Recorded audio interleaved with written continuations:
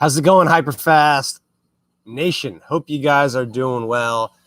Thanks for tuning in or watching this live real estate Q&A.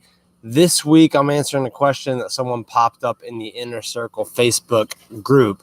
For those of you who don't know, we've got an Inner Circle, Carrie and I do. We put a lot of our latest and greatest techniques, training, updates on our business, things we're using in our business in this group. We give people in that group access to ask us a lot of direct questions, get one-on-one time if they need.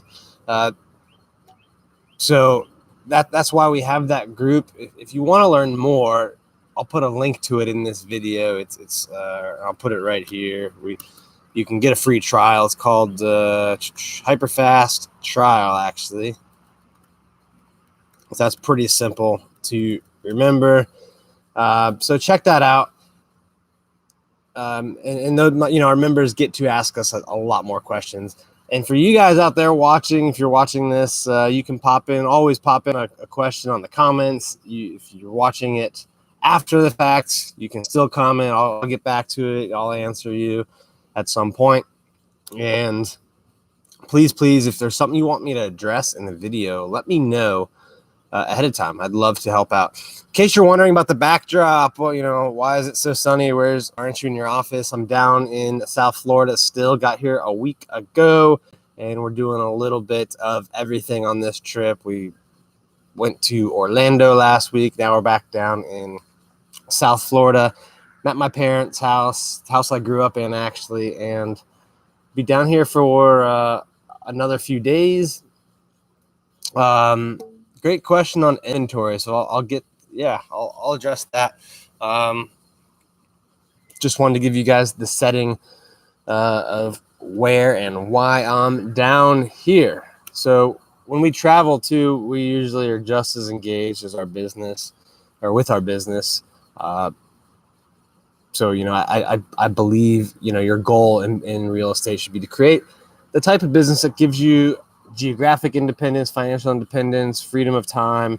So those are the kind of things that Carrie and I want out of our business.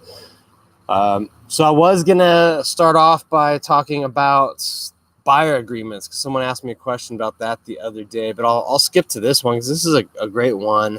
Hardly any inventory. What are you doing to get inventory? So in our market in the DC area, we've experienced that a lot this year. Not much inventory compared to the demand. So we're seeing this weird phenomena where there's just like no homes for sale. And I don't even think it's because of like a ton new buyers on the market, right? I think there's just not a lot of people selling, like people in the DMV area, DC, close in Virginia, close in Maryland. They are, there's just not a lot of people moving. Like a lot of people that own homes aren't selling and moving up, right? So we're not seeing as much inventory on the market as we normally do. I'm not seeing like more transactions though, right? So I don't think it's a surge in buyers that just hasn't been met by a surge in sellers. I think there's just not a lot of people selling, and inventory is harder to get. It is pushing prices up though. So I think at some point we will see relief on that, right? Because if all of a sudden prices are 15-20% higher than when people were buying a couple years ago, you're going to see more people sell. So I think relief is coming. That doesn't help you now though. So we do a lot of things to get inventory, to sell homes off market. Right now, we've got about 50 listings that are coming soon. So these are listings that are not on the market yet. And, we present those to our buyers and to other agents that ask as well. So we're pretty fair about that. But, we've got about 50 listings that are coming soon. And then we've got about 50 that are either active or under contract. And what I'm seeing is, if your buyer sees like 30 homes on the market in their price point, like half of them or more than half are ones that like are sitting. So I think it's a buyers are aggressive, but they're also smart, so they're not overpaying, and so some of the sellers, I think, list their home for way too high, and buyers sniff that out, and then just sits for 3 to 6 months. So, and it's kind of like this fake inventory, right? Because it's like people aren't going to bite at that price. So I think, like in a lot of markets, whatever you see on the market, the inventory is actually less. So, like we'll see the same kind of 10 or 15 overpriced homes in an area sit, while 10 or 15, new ones just keep coming on and getting snatched up. So we've seen that phenomena as well. We do a lot of things to get off-market inventory. The biggest thing we do, though, is we run a really robust seller campaign to get seller leads. Our biggest platform for that is on digital media, social media, online. So we're doing a lot with that, a lot to get sellers, find them online. Now, if we have a buyer with a specific need, for example, they want a 2-bedroom condo in a certain condo building, and we don't see any of those in the market, we will contact all the owners, right, that meet that criteria. So we'll meet with the buyer up front. We'll do a reality check analysis where we enter their criteria and see what actually would have, what sold in the last 12 months they would have bought. And then if we don't see a lot of options, we pull tax records and then we contact those people directly. We use a letter, and it's very simple. It just says, hey, we have a client looking for a home just like yours, your specific home type. We get as specific as we can in the description. And we tell them, look, they haven't seen homes on the market in this range. Inventory is low, interest rates are low. Because of that, you might be surprised. Like, we're not trying to sell our client out and just tell them they're going to overpay, but we'll say, you might be surprised at the price you could get, and we can help you get a quick offer with little or no contingencies. And if you're not thinking about selling for 3, 4, 5, 6 months, even up to a year, our clients are flexible, may be able to buy, let you rent back. So we just want to leave that discussion open. All right, we don't want to filter anyone out. We want to generate calls with this. So that's an example of something very specific that we do, right? We just target the homes with letters. The best ones we've used we'll hand deliver them in an envelope with nothing on it, because it looks like it came from a neighbor. So the open rates are much higher. We'll also do things like look at rental listings, right? We'll contact people that are trying to rent their homes, because a lot of times they'll sell if they get a good offer, or a lot of times the retail investors, they can't handle a vacancy because they don't own enough. Like if you own a 100-unit building, you can handle a couple of vacancies, but if you own 1 or 2 rental homes and one of them is vacant, that is a huge loss. So a lot of times we'll contact owners that are listing their homes for rent. We'll also contact, if it's a certain building, neighborhood, area that's dominated by 1, 2, or 3 agents, we'll contact all of those agents. Say, hey, do you have anything coming? Sometimes we'll pull records of any agent that's listed a home for sale in that neighborhood in the last year, and we'll contact them, right? So we try to reach the homeowners directly. We try to go through agents. We'll post on like local realtor forums sometimes. Oh, there's a plane overhead, so I'm gonna wait a second here, grab a drink of water. We will post on like local realtor forums about this, and about the specific needs of our buyers. So there's like a multitude of ways. We'll look to for sale by owners. We'll look at Craigslist listings. I try anything and everything. Like, you just have to sit down. It sounds oversimplified, but sit down with your buyer, find out what they want, and then go and get it. That's the very simple version. I hope that helps. Let me know if it did or didn't, or if you need more clarification or points on it. So I hope that helped. Now on to buyer agreements. This kind of works, pretty well actually, as a segue.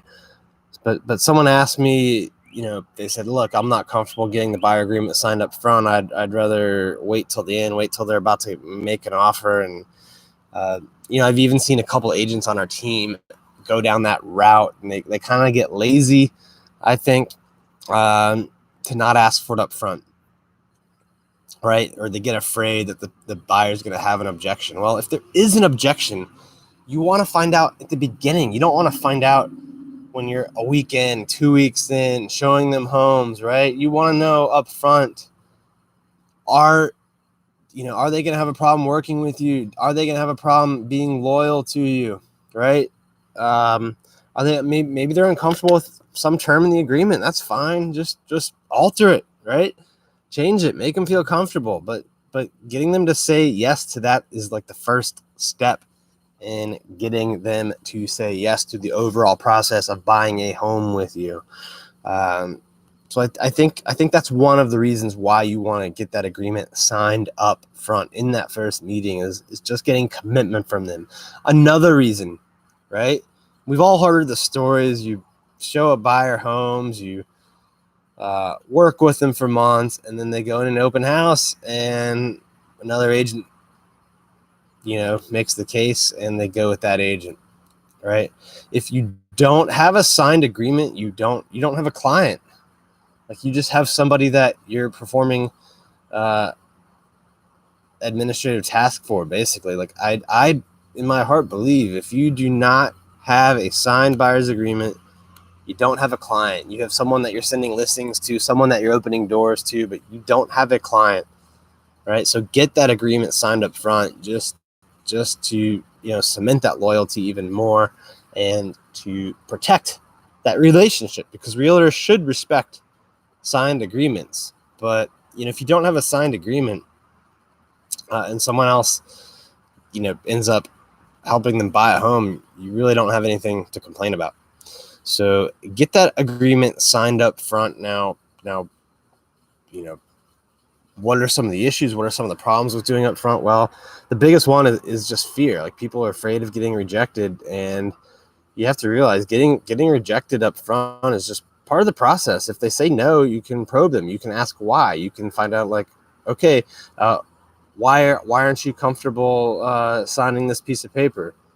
And they're like, well, I don't want to be locked into agreement. Okay, good. I don't have a cancellation penalty. So if there's an issue with me and you're not happy, of course, I'd hope you'd immediately communicate that to me up front and let me know so that I can change it and make it the best service for you. But if there is, if there's something you think is unforgivable, unworkable, you can cancel at any time without a penalty, right? So that's something that we definitely put in there. So that's that's one kind of common objection. Is another one is I don't want to read the agreement. We're like, well, great, it's only 2 pages. It's very short, or 4 pages. We can go over it real quick now. I'll explain anything and everything about it to you. Right. So I get that one sometimes. And another one is, yeah, we're not that serious yet. Well, I want to make sure I'm giving you the best service for that time when that moment you do become serious. And in order to ensure that, I just want to establish the parameters of our working relationship, and that's all laid out here. And by the way, if you're not serious, it's no problem. There's no commitment on this. It doesn't cost you anything, right? So, like, every objection they give you, you can overcome up front. Now, the biggest way that we show value up front and command loyalty is presenting buyers with off-market opportunities. So that goes back to the question Donna asks. You got to come up with ways to find off-markets. We sell about 1/3 of our transactions right now off-market. That commands a lot of loyalty. Like, when we can tell a prospect, a buyer, or a seller for that matter, that we sell 1/3 of our homes off the market, we find off-market homes, we have 50 listings coming soon that aren't in the MLS, that kind of stuff commands loyalty, right? You can show them stats on, how much your buyers save versus the market. You can share them those kinds of things. But I really believe that off markets and the ability to get them and showing them that you're aggressive in how you try and find them is going to command more loyalty than anything else, because you have something that no one else does or very few people do. Right? So work on getting off market inventory, just so, like, if anything else, you want to have the process down just to command loyalty from future clients, because it's one of the best techniques we use to book the appointments, to get signed agreements, right? If you have an off market that fits their description, or coming soon that fits their description, you tell them, yeah, I'd like to show this to you. And the seller, sorry, leaves are falling all over here. It's very easy to tell them, like, look, this is off market, so the seller only wants really serious people that are working with an agent, right? So the off markets are critical for your existing clients and for future ones. So make sure you're being proactive in finding off markets. Make sure you're being proactive in getting buyer agreements signed up front. All right, guys, that's it. So I think I put a comment in there about Hyperfast Trial if you want even more access to ask questions of Carrie and myself. So check that out. And I'll put a comment in on this video when it posts later, and I'll put it here. It's about our digital summit. So I am sorry. I'm typing this comment in. The digital summit's coming up in 2 weeks. It starts, actually. We've interviewed 30 experts, right? We've 30 experts. I'm going to just write here what that link was for. Use the link above to register for free.